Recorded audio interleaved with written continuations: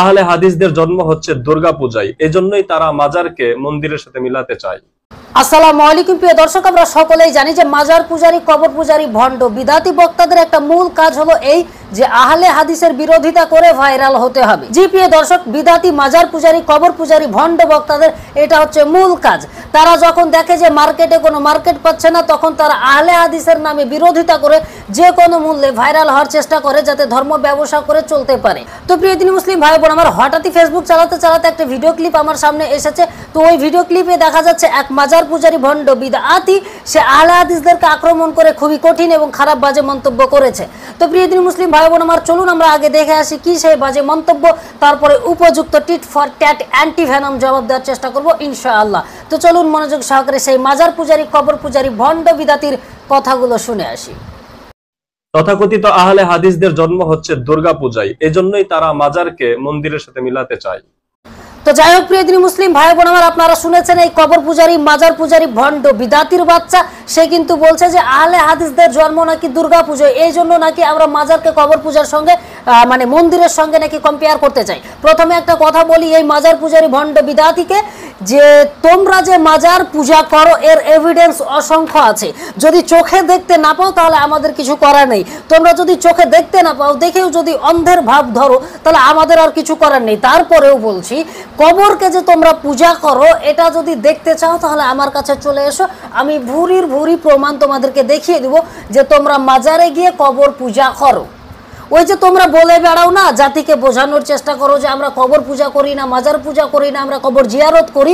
তোমার এই কথাকে যদি আমি মাটি চাপা দিতে না পারি, আর যদি প্রমাণ করে দিতে না পারি যে তোমরা মাজার পূজা করো, কবর পূজা করো, তাহলে আমি মিলন আর জীবনে কোনোদিন ক্যামেরার সামনে আসবো না। কথা দিলাম, যদি বুকের পাটা থাকে, সৎ সাহস থাকে, তাহলে এ বিষয়ে আমার সঙ্গে আলোচনা করতে পারো। কবর পূজারীদের মধ্যে থেকে যে কেউ, আমি প্রমাণ করে দিব ইনশাল্লাহ যে কবর পূজা করো তা। তো যাই হোক প্রিয় দিনী মুসলিম ভাই বোন আমার, শেষে আপনাদেরকে একটা কথা বলি যে মাজার পূজারী, কবর পূজারী, ভণ্ড বিদাতিদের একটা মূল আপনারা রোগ জেনে রাখুন। সেটা হচ্ছে এই যে যখন তাদের ভিতরে ধর্ম ব্যবসার একটা প্রলোভন ঢুকে পড়ে, তখন তারা কিন্তু আহলে হাদিসের বিরোধিতা করে। কেননা এরা খুবই ভালো করে জানে যে বাজারে যদি পরিচিত হতে হয় তাহলে আহলে হাদিসের বিরোধিতা করতে হবে। আহলে হাদিসের বিরোধিতা না করলে পরিচিত হওয়া যাবে না, আর পরিচিত হতে না পারলে ধর্ম ব্যবসা করা যাবে না। এই কবর পূজারী, মাজার পূজারী, ভণ্ডরা এটা জানে। সো এই জন্যই তারা প্রতিনিয়ত আহলে হাদিসদেরকে আক্রমণ করে কথা বলে থাকে, এদের শুরু থেকে শেষ পর্যন্ত। তো বিষয় হচ্ছে, দেখবেন আপনারা যে মাঝে মাঝেই একটা একটা করে ভণ্ড বের হয় আর আহলে হাদিসের নামে এটা সেটা বলে, কিন্তু তারা কখনোই দেখবেন স্ট্রং প্রমাণ পেশ করতে পারে না। এমনি গলা আছে, এই জন্য গলার জোর দেখায়, চাপাবাজি করে, এটা সেইটা করে। তাছাড়া স্ট্রং কোনো একটা প্রমাণ দেখে আজ পর্যন্ত মাজার পূজারীদের ছোট থেকে বড়, মানে বড় হুজুর, মানে এই সেই যত কিছু ওদের আছে, তো এই ছোট থেকে বড় কেউ আজ পর্যন্ত এরকম একটা স্ট্রং প্রমাণ পেশ করতে পারেনি আহলে হাদিসের বিরুদ্ধে। তো যাই হোক প্রিয় দিনী মুসলিম ভাই বোন আমার, আপনাদেরকে আমি জানিয়ে রাখি, আহলে হাদিস মানে হলো হাদিসের পরিবার। অর্থাৎ আহলে হাদিস তারাই যারা কুরআন এবং সহিহ হাদিস মেনে চলে। তো আহলে হাদিসের বিরোধিতা যদি কেউ করে, তাহলে কিসের বিরোধিতা করলো?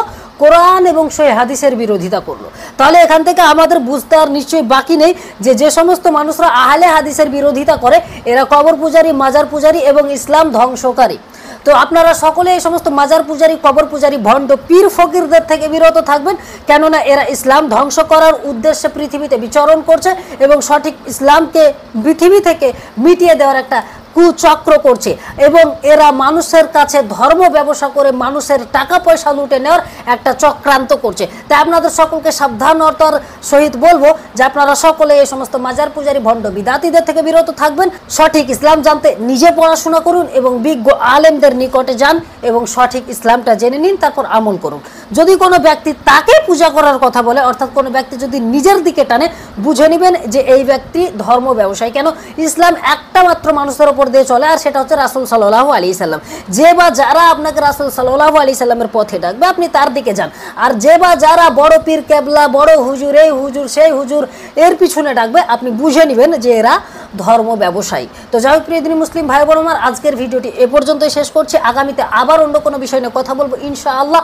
ততক্ষণ আপনারা সকলেই ভালো থাকবেন।